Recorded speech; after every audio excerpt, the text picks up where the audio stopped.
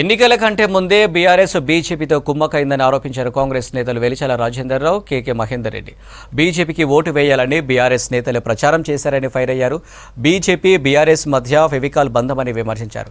కరీంనగర్లో బీఆర్ఎస్కి 2వ స్థానం వచ్చినా తాను దేనికైనా సిద్ధమన్నారు రాజేందర్రావు. బీఆర్ఎస్కు 3వ స్థానం వస్తే ఎమ్మెల్యే పదవికి రాజీనామా చేస్తావని కేటీఆర్కు సవాల్ చేశారు. బతుకమ్మ చీరల పేరుతో కేటీఆర్ దోపిడీ చేశాడన్నారు మహేందర్ రెడ్డి. ఎవరు గెలిస్తే మంత్రి పదవి నామా నాగేశ్వరరావు అధిరోహిస్తారు?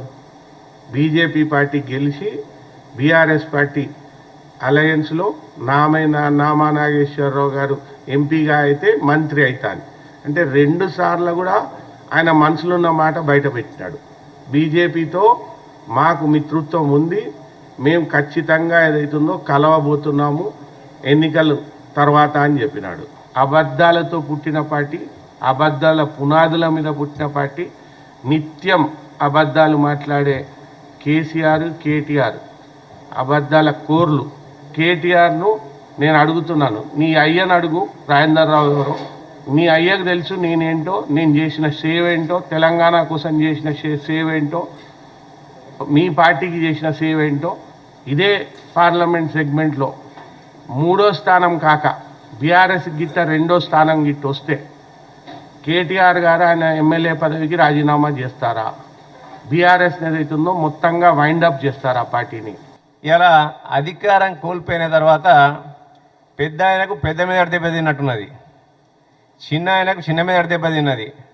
ఇక నడిపైన ఉంటాడు మధ్యలో అయిన వాళ్ళ బావనట్టు ఆయన జ్ఞానం ఏమో, ఇంకిత జ్ఞానమో మోకాలు చిప్పాలకు పోయినట్టుంది. అలా ఏది పడితే అది మాట్లాడుతాను. ఇవాళ మీ ఇద్దరిది కూడా బీఆర్ఎస్ పార్టీది, బీజేపీ పార్టీది. గల్లీలో కుస్తీ, ఢిల్లీలో దోస్తీ. ఎందుకంటే వాళ్ళ దోస్తీ అనేది బాహాటంగా బయటపడ్డది. వాళ్ళ ఏదైతే స్కామ్లో ఇరుక్కొని, లిక్కర్ స్కామ్లో ఇరుక్కొని ఢిల్లీకి పోయి అక్కడ తిహార్ జైల్లో తిష్ట వేసిన తర్వాత అవసరం ఎవరికి పడ్డది? వాళ్ళ మోడీ గారు ముందు మోకరిల్లాల్సిన పరిస్థితి ఎవరికి ఉందా అంటే బీఆర్ఎస్ పార్టీకి తప్ప ఇంకొకటి కాదు ఇవాళ. అందుకే బీఆర్ఎస్ పార్టీ వివిధ స్థానాల్లో డమ్మీ అభ్యర్థులను నిలబెట్టి ఇంకా కూడా నిస్సిగ్గుగా వారి క్యాడరు ఇవాళ అక్కడక్కడ మా ఓట్లన్నీ కూడా మేము బీజేపీకి వేస్తాం, 80% కాంగ్రెస్ గెలవకూడదని చెప్పి వాళ్ళు తిరుక్కుంటూనే ఇవాళ అనేక ప్లేసులలో వాళ్ళు బీజేపీకి ఓటు వేయని బీఆర్ఎస్ కార్యకర్తలే స్వయంగా చెప్పిన సంఘటనలు ఉన్నాయి.